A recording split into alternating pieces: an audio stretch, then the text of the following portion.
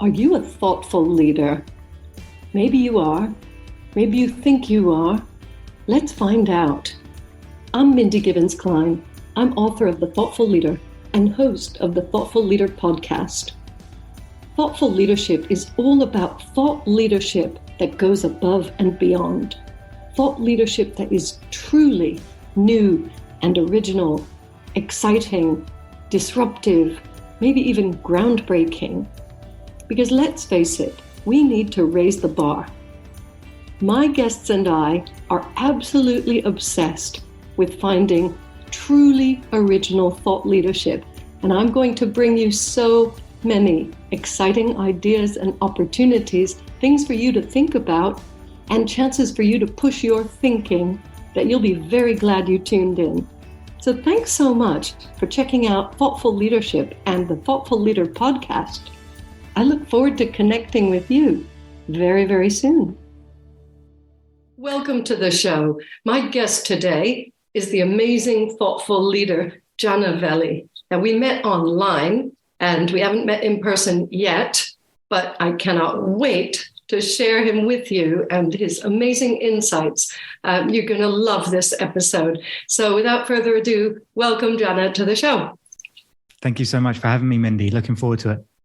Cool. Well, I was really, really impressed with a comment that you made on somebody else's post, and it was about impact. And I can tell that you're a heart-centered entrepreneur. I can tell that you're what we call a thoughtful leader. So please share with everybody what you're up to in the world. So today I'm the co-founder and CEO of Kind Community. And Kind Community exists to launch and scale impact brands. We do that through advisory, growth services, and community amplification. Prior to that, I was an entrepreneur of my own sustainable startups. I've certainly learned what it takes to build a business, overcome certain failures, and I felt that for me, I could have more impact by serving others, helping them scale their own brands themselves. Yes, impact. We're going to talk about that quite a lot because it's a word that a lot of people use. But I'm really interested in your interpretation. In fact, can you just expand a little bit on what you mean by impact?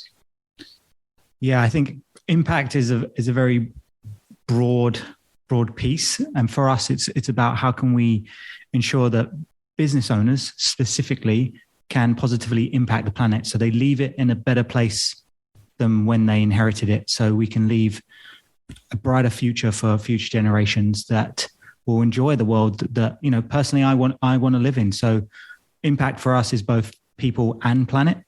And for us, it stems down to what the UN sustainability goals, there's 17 of them. So we try to align ourselves with at least one of those in how we want to make impact in the world. And obviously you're involved with a lot of other organizations and brands, and, you identify them or they find you because of that shared value of wanting to create impact, leave the world in a better state. I love that. What have you noticed about the clients that you work with, what they have in common with regard to impact? That's a really interesting question. I think for me, these founders, these individuals, these citizens care deeply that profit isn't their only motive. Quite often in a very short few moments, if they were to win the lottery or we were to write them a check of, $10 million, £10 million, they wouldn't go out and buy a Lambo or a yacht or a big house. I think their first step would be like, how do I continue to have a positive impact? How do I give back to others? How do I contribute to my local community? How do I improve the education of others? So for me, the thing that kind of is the backbone or the similarity between all of them are they care about people and planet above profit. So what stops more business owners from acting in that way and making that their top value? I wish it was very simple and, it was just an automated thing. And I think we are coming to a place where climate risk is financial risk and therefore business risk. So many more business leaders and leadership teams within organizations that were once and still are propped up by profit and GDP and focusing on quarterly goals, growth goals, they're starting to realize that if we don't take a look at how we positively impact the world, our business operations are going to come back and bite us in the ass. They're going to have teams that are demoralized, not wanting to work with them. They're going to lose their top talent because those talented individuals are going to care about wanting to do more with their input and how do I invest my time. So they're committing to devoting their superpowers to better businesses. So eventually they're going to start moving to thoughtful businesses and better businesses. So what's stopping them? That's a good question. Nothing really. It's just a case of taking action, and it can be done quite quickly. Large organizations are going to take time. They've got their existing supply chains and systems and processes that were about creating as much growth and profit at all costs without thinking about the wider negative implications of the planet and people. So they will naturally take a bit longer time. But I think the conversation today, and especially over the last few years since lockdown and COVID, sustainability impact is starting to become a much stronger piece of building a very resilient and successful business. Well, it should. And I've noticed that there is a lot more than in the past, but I still feel that it's the minority of brands who really do put these things first, especially in these times where, the media is just shouting about the crises, cost of living crisis, economic, this, that. It's my belief that people go into protective mode and think that they have to survive and that the ESG goals and the things you're talking about are nice to have. Would you agree? I do agree. I don't think that that's necessarily the right way we should think about it. Many of us have either a growth mindset or a scarcity mindset, and scarcity breed protection. They believe that there's scarce resources and that in order to be successful, they have to be super competitive and it's extraction and growth at all costs. And they don't really think about the long term. And that has come about through, quarterly results and quarterly growth targets. I want to see, and in fact, that's actually coming back to your point about, the economic crisis and the downturn that we're seeing. The climate industry or industry that we're seeing around sustainability and climate is actually bucking that trend. It's here to forever. So actually investors are seeing better returns. Climate businesses are raising at higher valuations than others. That's because it's something that's so desperately needed and spoken about often. Also, having more sustainable, low carbon business practices is often more affordable. So renewable energy is less expensive than fossil fuel powered energy, especially if you remove the subsidies that many governments give to fossil fuel industries. So actually, you can save money by being more energy efficient. For example, you can actually build a far more resilient, profitable company if you invest in the talent and look after them and have them aligned with your mission of leaving leaving the world in a better place, because you will be able to retain talent and attract talent at lower costs than if you didn't think that way. Because, if I was in need of a job, I was really good at, say, I was a CTO of a previous tech company that didn't necessarily align with my mission and values. There is a huge amount of cost for that business for me to move. There is retained education and knowledge within everything that I've done. There's switching costs to hire new talent, job postings. There's a lot of costs there that isn't always accounted for when we look at adopting more sustainable practices. So anyone out there that's listening that runs a business, you will actually be able to build a far more successful business, attract the top talent by switching to more sustainable business practices. Oh, well, that's very compelling. And I can tell that you have spoken about this quite a lot. I know this is more than just an interest for you. This is a passion, and this is probably part of your mission.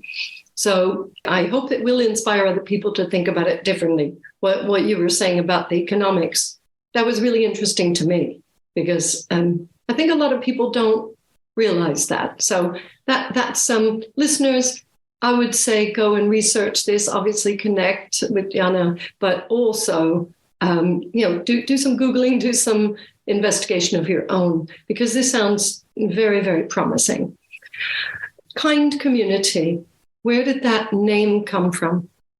Kind Community's name came from a flight back from when I was traveling to New York after meeting Gary Vaynerchuk for dinner. And he helped me he gave me that kind of nudge that I needed to exit my previous business, my previous venture, because I had so many ideas of what I wanted to do next.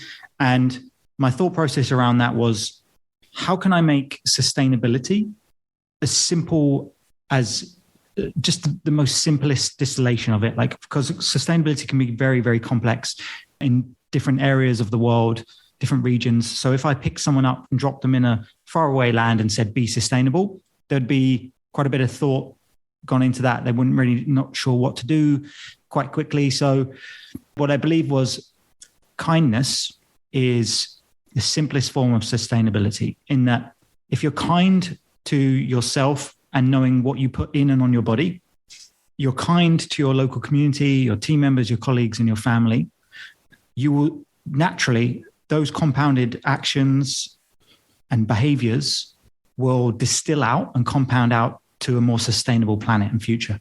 So for me, it was all about kindness in its very simplest form. And then community came from me thinking about the most sustainable features of humanity that we have, and it's communities.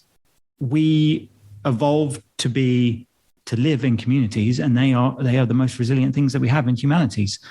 The other side of that is storytelling, because I feel that messages, facts, knowledge, experiences are passed on far more fluently and last longer with a very compelling story. And for us, we are about the art and science of storytelling to narrate a great, compelling piece of content or information that resonates with our target audience through storytelling.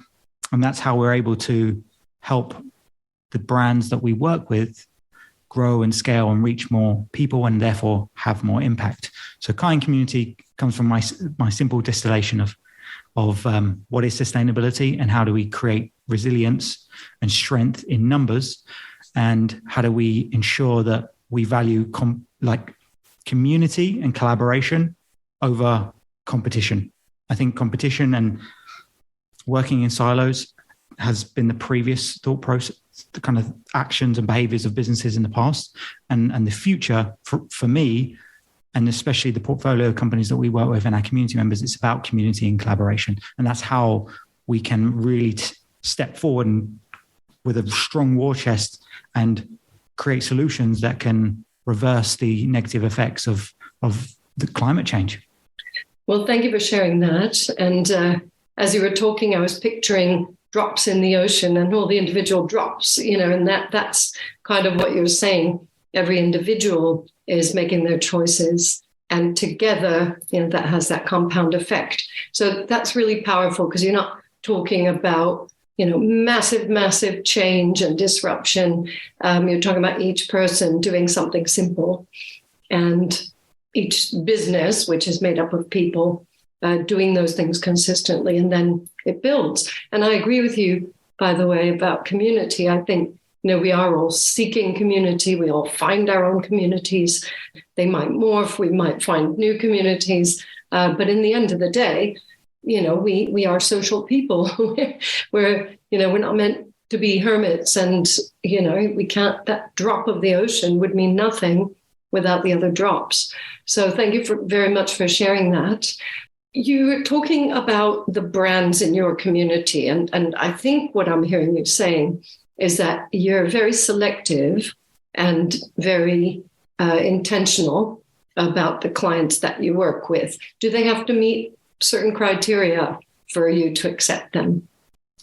Yes, our mission is very clear. We want to make the sustainable, attainable, and accessible. And for us to be able to do that, we need to align ourselves with others that share that mission or want to contribute towards that mission. So in a very rawest form, if a business or a soon-to-be business owner, an entrepreneur is aligned with that mission, is contributing to making the world a better place, then, our arms are open.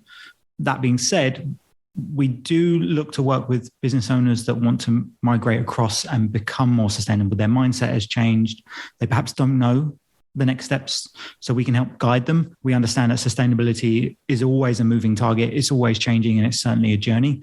We're not here to point fingers. We want to promote positivity, and none of us are perfect. So for us, it's about cultivating that inclusivity and ensuring that we are open to receiving applications from everyone that wants to contribute, and even diverse thinking and ideas to help us become stronger and more resilient. We don't know what we don't know. So for us, we do want to be diverse in who we allow in. But if you are actively polluting the planet, then it will be a polite no for us. Come back. These are the steps that we would take. We recommend you take, and then come back when perhaps you're a lot more aligned with our mission and values. Yep.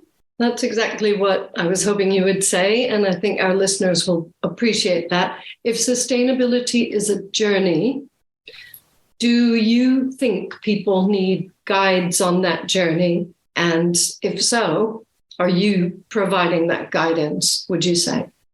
If we look at some of the most accomplished athletes in the world, they all had coaches throughout their lives. They continue to have coaches.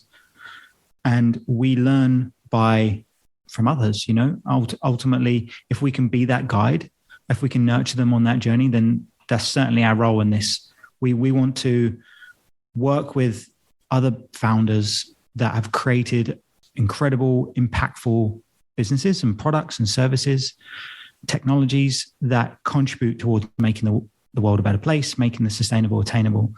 And for us, it's us nurturing them along that journey, helping them plug the gaps and navigate the pitfalls so we can scale them quicker.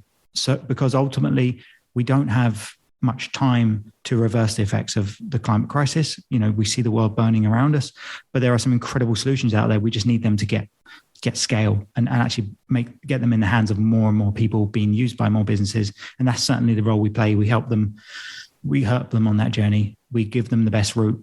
And for us, that's how we can have a wider impact. So you're on the Thoughtful Leader podcast. I'm delighted to have you here. Thoughtful leadership, as we're fond of saying, is like thought leadership 2.0 or 2.0 from our American friends. This is, thought leadership with more thought put into it. So I'm going to now ask you to think about some people you have seen recently doing thoughtful work. Thoughtful leaders who are out there. Let's just start with one, that's a lot easier. Someone who you would like to showcase using a few minutes of our time here. In our day-to-day, I've come across so many thoughtful leaders. And I think that's a superpower. If you can give yourself a chance to really think about how what you're thinking, your mindset, your energy, how you conduct yourself around others, how you give to others, that really is a superpower. And for me, one person that has been really thoughtful lately is Victoria Boone. She's the CEO and founder of Alpaca Coffee. And the reason for that is I see her providing information, giving advice to other founders in this area. Just the other day, she was helping us with our own event space. She's making introductions. She's contributing to help us find a place and a location. So in terms of being very thoughtful to others, but Victoria has also been very thoughtful in the business that she has. So Alpaca Coffee is all about thinking of awkward questions. Like why is coffee currently delivered in majority plastic? Like, why don't we pay our coffee farmers fairly? So our pack of coffee from the very inset, from the very start, thought about those questions, thought about the mission, and has been very, very dedicated to that mission ever since. And you can see that in the content that they put out, the success that they've had over the years. And it actually just from the start, seeing someone become part of the brand and the mission as Victoria does is inspiring. So for me, it's Victoria Poon at Alpaca Coffee. Wow, well done, because a lot of people would shirk that responsibility and say, oh, I can't really pick one. It's like having a favorite child. Well done, because, we've now shown a light on someone else. And that's really what we're here to do. It's not about me. It's not about you. It's about making sure that everybody who's doing good work gets seen, gets heard.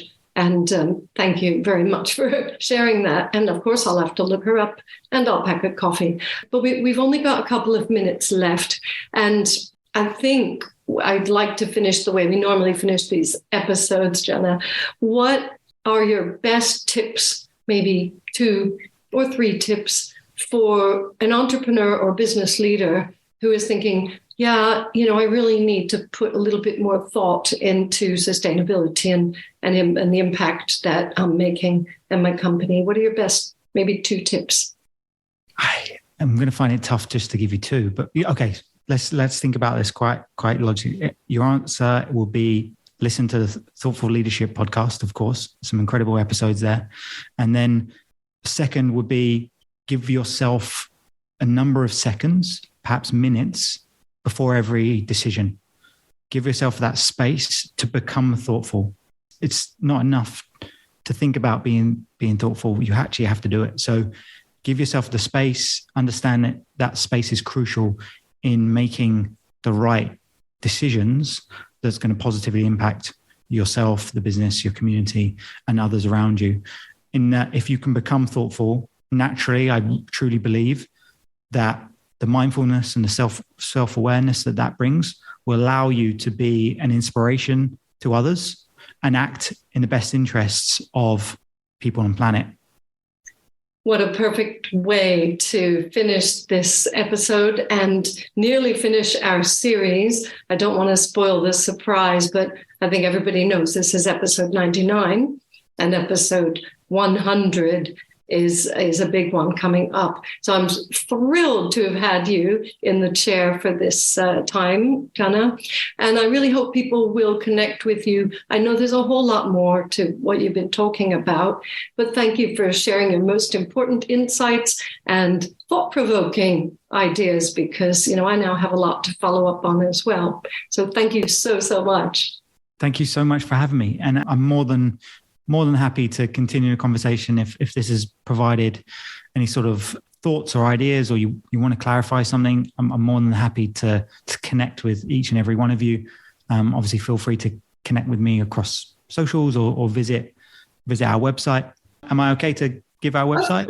Of course, but we're going to have the show notes available for everybody and your bio, and I know you will get requests and connections. Amazing. Good stuff. Thank you so much. Really look forward to it. I hope you've enjoyed this episode of The Thoughtful Leader, and I hope it's inspired you to be more thoughtful as a leader in your business. Please consider subscribing and leaving a review. An important question for you. Do you want to create a culture of thought leadership in your organization? My best-selling book, The Thoughtful Leader, is available now on Amazon and many other sites in paperback, ebook, and audiobook formats. Please visit www.mindygk.com for more great content. That's www.mindygk.com. Speak to you again soon.